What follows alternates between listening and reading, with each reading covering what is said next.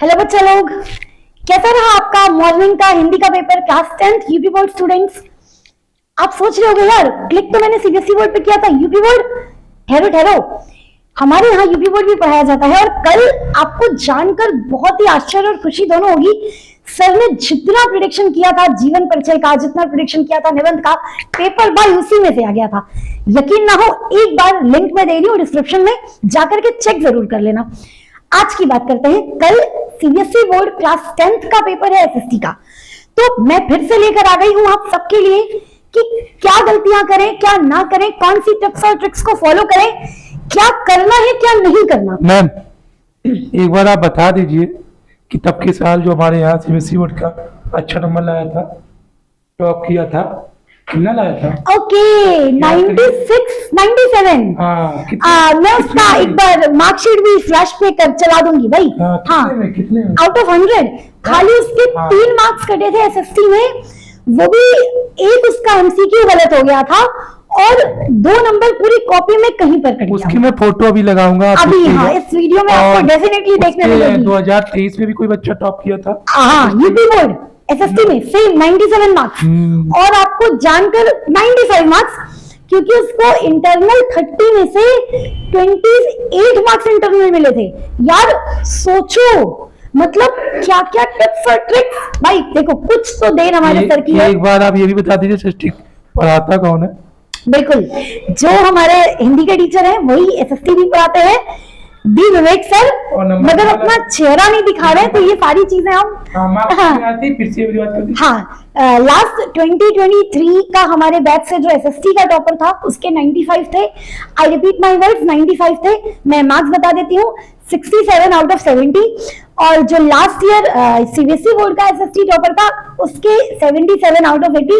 तो ये मार्क्स अपने यहाँ से, और लगभग ऐसा ही इसी के इर्द गिर्द बच्चों के होते हैं। ये तो मैंने टॉपर के मार्क्स आपको बताए, बट बाकी बच्चों के भी, क्योंकि सबसे लोएस्ट मार्क्स जो गया था वो 65 66 था, है ना। ऐसे ही मार्क्स हमारे यहाँ मतलब बच्चे, और मैं ये नहीं कह रही कि नहीं बाकियों के यहाँ नहीं आ रहे वॉट एवर, मैं क्या कह रही हूँ कि गलती लास्ट मोमेंट पे आप, एक सेकंड में आपकी बात सर काट रही हूँ, कि बच्चे क्या गलती कर देते हैं। गलती क्या क्या करना है ये आपको सब बता रहे हैं, मगर बेटा करके क्या नहीं आना। क्योंकि पता है आपको, आपने बहुत, मैं सुंदर तैयार अच्छी लग रही हूँ क्या? हाँ ठीक है, अच्छी लग रही हूँ, तैयार हो क्यों? अब मेरे चेहरे पे मैं यहाँ पे काला काला काजल लगा लूं, नजर कहाँ जाएगी? यही पर ना। ऐसे ही बेटा आप बहुत सुंदर तैयार हो गए हो, बहुत अच्छा आपने प्रेजेंटेशन दिया है, लेकिन जहां पर आपने गलतियां की है ना, टीचर की नजर वहीं जाती है, मार्क्स वहीं से कट के आ जाते हैं। हाँ सर बताएं, कुछ कह रहे थे आप? चलिए स्टार्ट करिए कि आपकी क्या गलती ना करें कि आपके भी 97 से ऊपर ही है। बिल्कुल बिल्कुल बिल्कुल, और लास्ट तक बने रहना। लास्ट में आपको मैं, हमारे यहाँ के जो अच्छे बच्चे होते हैं 2-4 बच्चों की मैं कॉपी स्क्रीन पर चला देती हूँ कि किस तरह से बच्चों को लिखवाया जा रहा है, किस तरह से आपको एक्चुअली में लिखना है। तो चलिए एक एक करके चीजें शुरू करते हैं। सबसे पहले हम बात कर रहे हैं कि टिप्स और ट्रिक्स, कौन सी वो स्पेशल टिप्स और ट्रिक्स है जिसे आपको फॉलो करना है। फॉलो क्या करना है? चैनल को सब्सक्राइब कर लो, वीडियो को लाइक कर लो, ये तो बहुत इंपॉर्टेंट है। देन वीडियो के एंड तक बने रहो, पेन पेपर लेकर बैठ जाओ, जो चीजें लिखाई जा रही है उसे नोट डाउन कर लो। और आज आप ही की तरह कुछ बच्चे मेरे साथ यहाँ बैठे हैं, वो बच्चे सवाल करेंगे जिनका जवाब मैं दूंगी। वो सवाल होगा आपके लिए जो आप सभी के मन में आता है। कुछ बच्चों को मैंने सेलेक्ट करके यहाँ पर बिठा लिया क्योंकि ये रिकॉर्डेड लेक्चर है, स्पेशली हम रिकॉर्ड करते हैं बच्चों के लिए। बट कुछ बच्चे जिनके मन में बहुत ज्यादा ऐसे डाउट उछलता रहता है, उन बच्चों को यहाँ बिठाया गया है, ठीक है। तो सवालों के साथ तैयार हो जाओ, चलो शुरू करते हैं, आगे देखते हैं। सबसे पहले बात कर लेते हैं कि आपका मार्क्स डिस्ट्रीब्यूशन किस तरह से आपका पेपर डिवाइड है, कैसे कैसे सेक्शन में आता है। सेक्शन ए आता है 20 मार्क्स एमसीक्यू, सेक्शन बी आता है आपका 21 से 24। बच्चा दिमाग में क्वेश्चन नंबर बिठा लो, 1 से 20 तक एमसीक्यू, 21 से 24, 21 से 24। ये 2 मार्क्स के क्वेश्चन होते हैं, 4 क्वेश्चन होते हैं, 2 मार्क्स ईच, ठीक है। क्योंकि अभी जब मैं आपको आगे बताऊंगी कि 3 मार्क्स में कैसे लिखना है, 2 मार्क्स में कैसे लिखना है, 5 मार्क्स में कैसे लिखना है, तो आपके दिमाग में ये सारी चीजें ना बैलेंस्ड रहे, तुरंत दिमाग में आ जाए। अच्छा 21 से 24 में ऐसे करना है, अच्छा 24 वाले में ऐसे करना है, तो ध्यान रखना कुछ बातों का। देन सेक्शन सी आपका आता है 25 से 29 नंबर के क्वेश्चन होते हैं। ये 5 क्वेश्चन होते हैं, 3 marks for each question, 15 number का पेपर यहां से बनता है। देन आपका आता है सेक्शन डी।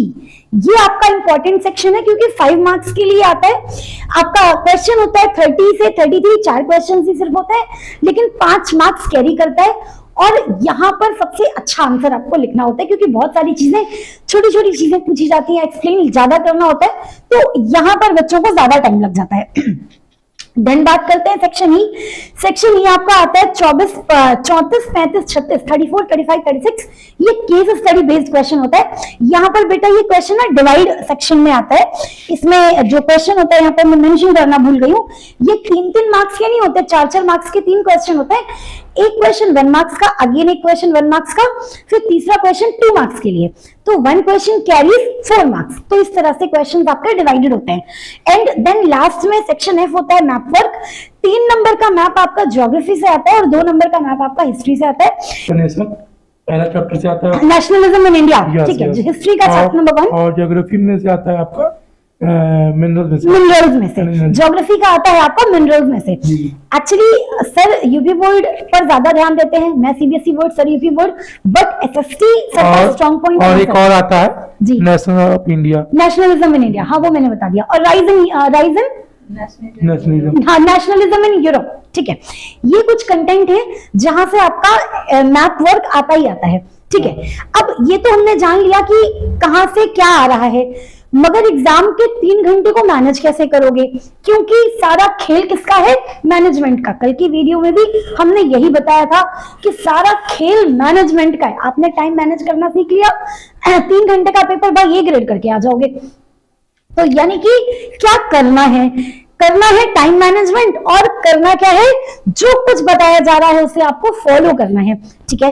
तो टाइम मैनेजमेंट ऐसा ही हम बच्चों से भी करवा रहे हैं, और आई होप आप भी अगर ऐसा कर रहे हैं तो आपको ये चीजें समझ में आएंगी। एक एक करके बिना देरी किए शुरू करते हैं कि आपको पेपर किस सीक्वेंस में करना है। पहले कौन सा सेक्शन अटेम्प्ट करोगे, राइट सर, बाद में कौन सा सेक्शन अटेम्प्ट करोगे कि पेपर को छूट ना जाए। अच्छा बच्चों, जो सीक्वेंस में हम आपको करा रहे हैं, क्या आप सारे क्वेश्चन अटेम्प्ट कर ले रहे हो आराम से?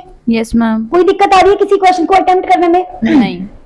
ठीक है, क्या हुआ, कैसे कर रही हो? हाँ कैसे कर रहे हो, थोड़ा सा एक्सप्लेन करेंगे क्या? सबसे पहले सेक्शन डी का कर रहे हैं, ठीक है, फिर सेक्शन सी, ठीक है, फिर सेक्शन बी, ठीक है, फिर उसके बाद सेक्शन ई को कर ले रहे हैं, ठीक है, फिर उसके बाद एमसीक्यूज और लास्ट में वेरी गुड। देख लीजिए, अभी तक तो बात समझ में आ रही है, ये आपको दिमाग में याद हो जाना चाहिए। पेपर भी आपको ऐसे ही करना है, यानी सबसे पहले आपको क्या करना है, सेक्शन डी। सेक्शन डी क्यों करना है, मैंने अभी पहले बताया, सेक्शन डी में लेंथी क्वेश्चंस आते हैं, 5 मार्क्स ईच कैरी करता है। यहाँ पर आपको बेटा अपने आंसर को पॉइंट्स में भी लिखना है, पैराग्राफ्स में भी लिखना है और हेडिंग्स में भी लिखना है। यानी कि अगर आपसे कोई क्वेश्चन पूछा जा रहा है तो आप उसे ये नहीं कि पन्ना लेके भरना शुरू कर दिए, नहीं बेटा, इतना किसी के पास टाइम नहीं है। आपके पेपर को वो पढ़ना तब पसंद करेगा या तो आपने इतना एक्स्ट्रा ऑर्डिनरी लिखा है कि टीचर की नजर ना हटे, या आपने इतना कंसाइज, इतना टू द पॉइंट और इतनी सही इंफॉर्मेशन लिखी है कि उसको नंबर देने का मन कर जाए, ठीक है। तो ऐसी स्थिति में अगर आप अपने आंसर को पॉइंट्स वाइज लिख रहे हैं, पैराग्राफ्स बना करके लिखते जा रहे हैं, साथ में कुछ हेडिंग्स बना दे रहे हैं, और ये तीनों एक ही आंसर में कैसे करा है इन्हीं बच्चों ने किया। लास्ट में कॉपी भी आपको दिखाऊंगी, ठीक है। तो चलो बने रहना, मेरी बात शायद समझ में आ गई होगी। सेक्शन डी करने में सबसे ज्यादा टाइम लग रहा है, कितना समय लग जा रहा है बच्चा, आप लोगों को कितना समय लग जा रहा है? 1 से 1.5 घंटे। 1 से 1.5 घंटा, बट मैंने 1 घंटा लिखा है और 1 घंटे में ही सेक्शन खत्म भी करना है। प्रैक्टिस कर रहे हैं बच्चे, 1 घंटे में खत्म हो जा रहा है। इन केस नहीं भी होता तब भी आप सबसे पहले सेक्शन डी कवर करना। ये तो बात रही कि 10:30 से 11:30 क्या करेंगे। देन बात करते हैं सेक्शन सी की। देन हम अटेम्प्ट करेंगे सेक्शन सी, क्योंकि सेक्शन सी हमारा आ रहा है कितने मार्क्स का, 15 मार्क्स का, 3 marks. Again this is second last, कि जो बड़े आंसर हैं 3-3 मार्क्स कैरी करता है। यहाँ पर आपको बहुत ज्यादा हेडिंग से अवॉइड करना है। आंसर को पैराग्राफ में लिखो, पॉइंट्स में लिखो, पैराग्राफ में लिखो, पॉइंट्स में लिखो। सपोज आपसे पूछ रहा है नेशनलिज्म इन यूरोप या नेशनलिज्म इन इंडिया, तो आपने थोड़ा सा नेशनलिज्म के बारे में बता दिया और कुछ पॉइंट्स में एक्सप्लेन कर दिया। मान लीजिए आपसे पूछ रहा है प्राइवेट सेक्टर पब्लिक सेक्टर पूछ रहा है, डिफरेंस पूछ रहा है, तो थोड़ा सा अपने पैराग्राफ में 2 लाइन 4 लाइन लिख दी, फिर उनको पॉइंट्स में 2-4 पॉइंट्स डाल करके एक्सप्लेन कर दिया। डिफरेंस पूछ रहा है तो नीचे डिफरेंस का ब्लॉग भी बना दिया। कैसे करना है फिर से कह रही हूँ, एंड तक कॉपी भी शो करूंगी कि किस तरह आपको लिख करके आना है कि आपके नंबर बढ़िया आ जाएंगे। देन आपको अटेम्प्ट करना है सेक्शन बी। सेक्शन बी में आपका अगेन ये आता है 8 मार्क्स के लिए 2-2 नंबर के लिए 4 क्वेश्चंस होते हैं, ठीक है। यहाँ पर मेरे ख्याल से ये वाले जब आप आंसर कर रहे हो ना, तो यहाँ पर कंसाइज चीजें लिखो, यानी टू द पॉइंट चीजें लिखो। एक्स्ट्रा लिखने से बचो, फालतू की गॉसिप से बचो, जितना पूछा जा रहा है उतना ही बताओ और कम शब्दों में लिखो। सही बता रही हूँ सर? यस। जैसे कि टीचर जल्दी से पढ़े, उसको कवर करे जी। और जो 3 मार्क्स होते हैं उसको थोड़ा सा पढ़ना चाहता है जी जी तो जी जल्दी देखना चाहता है जी, ठीक है। और जो लॉन्ग आंसर रहते हैं हेडिंग रहता है उसमें जल्दी से हेडिंग पढ़ते हैं सब। हाँ, लॉन्ग आंसर्स पढ़ना नहीं चाहते और इसीलिए यही कारण है कि हम ये भी कंसाइज वे में लिखते हैं, ठीक है। मेरे ख्याल से सबको समझ में आ गया होगा, तो ये चीजें फॉलो करना बेटा। एंड देन बात करते हैं, हाँ, देन आखिरी का बचा 1 घंटा, इसमें क्या करेंगे? इसमें हम करेंगे, अच्छा एक बार थोड़ा सा मुझे लग रहा है मिसमैनेज तो नहीं हो गया, एक बार वापस से रिवाइज करा देती हूँ। शुरुआत के 10:30 से 11:30 बजे तक आप अपना सेक्शन डी कवर कर लो। देन 11:30 से 12:30 तक सेक्शन बी और सी कवर कर लो, क्योंकि दोनों पोर्शन आराम से कवर हो जा रहा है। बच्चों किसी को कोई दिक्कत तो नहीं हो रही है करने में? No ma'am. 1 घंटे में ये फिनिश हो जा रहा है, ठीक है। और टू द पॉइंट हो रहा है, जितना चाहिए जितनी रिक्वायरमेंट है उतना लिख पा रहे हैं। देन बात करते हैं आखिरी के बच्चे घंटे में एमसीक्यूज। अच्छा, एमसीक्यूज सर ने कब बताया है आप लोगों को पढ़ने के लिए? क्वेश्चन नहीं करना तो लास्ट में है, इनको पढ़ के कब रख लेना है? जब पहले ही, जब हमें पेपर मिल जाएगा का मिलता है टाइम, ठीक है। यानी कि उसी समय में आपको, क्योंकि सर को काम आ गया, सर चले गए, तो थोड़ा सा मैं ही कैरी फॉरवर्ड कर रही हूँ, ठीक है। तो यानी कि आखिरी शुरुआत के जब आपको 15 मिनट पेपर रीडिंग के लिए मिलते हैं, उसी समय आपको एमसीक्यूज पढ़ करके पेंसिल से हल्का हल्का सा डॉट लगा लो, ताकि आपको ये चीजें पता रहे, श्योर रहे कि भाई आंसर के वक्त ये हमें कर लेना, करके पेपर साइड करके फिर पेपर करना शुरू कर दो। तो अब आपका ये 10 से 15 मिनट में हो जाएगा, आधे घंटे में, यानी आधे घंटे से 40 मिनट में सेक्शन ए और ये आपको खत्म कर देना है। क्योंकि केस स्टडी भी अच्छी आती है, बहुत टफ नहीं आती, बहुत इजी नहीं आती। थोड़ा सा 2-4 पीवाईक्यूज में से केस स्टडी देख लोगे तो केस स्टडी बन जाएगी, टेंशन लेने की कोई जरूरत नहीं है। एंड मैप का वर्क सबसे लास्ट में करना है, क्योंकि बहुत सारे बच्चे को मैप फिल करना नहीं आता, बहुत सारे बच्चे मैप गलत फिल कर देते हैं। मैप का काम आप सबसे आराम से सबसे आखिरी में करो, कि अगर मान लो किसी का पेपर छूट भी रहा है ना, तो ये 5 ही नंबर का पेपर छूटे। बेटा साइंस एसएसटी का paper as compare to other papers थोड़ा सा लेंदी आता है, जहां पर आपको चीजें लिखनी ज्यादा पड़ती हैं। तो अगर आप इस ऑर्डर में अपने पेपर को कर रहे हैं तो आई एम डैम श्योर आपका पेपर नहीं छूटेगा, आप सारी चीजें टू द पॉइंट और अच्छी तरह से सब कुछ एक्सप्लेन करके लिख पाओगे। अब बात करते हैं कि आंसर को लिखना कैसे है। मैंने बात की थी point wise, paragraph wise, heading बनाकर लिखो, हेडिंग बनाओ, ये सभी चीजें करेंगे कैसे? तो बेटा बस 2 मिनट और, एंड में आपको अभी बस मैं शो ही करने वाली हूँ कि कैसे अपनी कॉपी को लिखा जाता है। सबसे इंपॉर्टेंट क्या नहीं करना है। बहुत सारे बच्चे आप में से जब पॉइंट्स बनाते हो ना, point number 1 2 3 A B C, हाँ, रोमन नंबर यूज करने लगते हो, ये सारी चीजों से हमें क्या होना है? अवॉइड, इनका यूज नहीं करना। क्यों? टीचर को देखते ही समझ में आ गया, अच्छा बच्चे ने 5 पॉइंट लिखा है, अच्छा बच्चे ने 4 पॉइंट लिखा है, यहाँ पर ई तक लिखा है, बच्चे ने 5 पॉइंट लिखा है। यानी ये सिंबल्स हैं जो टीचर को दिमाग में स्ट्राइक करते हैं, उसको समझ में आ जाता है कि कितना पॉइंट बच्चे ने लिखा, अब वो कितना नंबर आपको देगा। उसकी जगह अगर आप ये यूज करते हो, डॉट बना दो, एरो बना लो, स्टार बना लो, कोई भी सिंबल, तो टीचर के पास टाइम नहीं है कि वो आपका सिंबल गिनेगा 1 2 3 4। उसने देखा, उसको 2 पॉइंट 4 पॉइंट अच्छा लगा, आपने बीच में हेडिंग कर रखी है, अंडरलाइन कर रखा है, डन, नंबर देगा, आगे बढ़ जाएगा।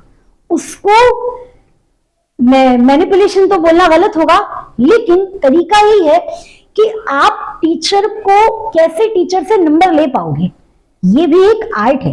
कैसी अपनी कॉपी को प्रेजेंट करें कि आप टीचर से नंबर निकाल पाओ। आओ इन बातों का बहुत ध्यान रखना। फटाफट से देखते हैं कि कॉपी लिखते कैसे हैं। देखो यहाँ पर बच्चे की कॉपी है, ये 5 मार्क्स के लिए लॉन्ग आंसर है। देखो पैराग्राफ भी लिखा गया है, पॉइंट्स में भी बच्चे ने एक्सप्लेन कर दिया कि वो आगे क्या एक्सप्लेन करने वाला है, थोड़ा थोड़ा सा उसके बारे में एक्सप्लेन कर दिया। देन हेडिंग्स बनाकर अपने आंसर को उसने कंप्लीट किया है। अगेन यहां तक कंप्लीट किया और लास्ट में देखो प्रॉपर देख पा रहे हो, हेडिंग्स, अंडरलाइन, ये सारी चीजें अब टीचर को देखते ही कॉपी समझ में आएगी और टीचर नंबर देके आगे बढ़ जाएगा। काली पेन से देखो हेडिंग नहीं किया है जी बच्चों ने, हाँ ये काली पेन से लाइन कीजिए। अच्छा सीबीएसई बोर्ड में ब्लू पेन अलाउड नहीं है तो आप ब्लैक पेन अलाउड नहीं तो आप ब्लू पेन से भी लिख सकते हो, बट ब्लैक पेन से अंडरलाइन कर दो। देखो कितनी सुंदर लग रही है कॉपी। ठीक है आगे बढ़ते हैं।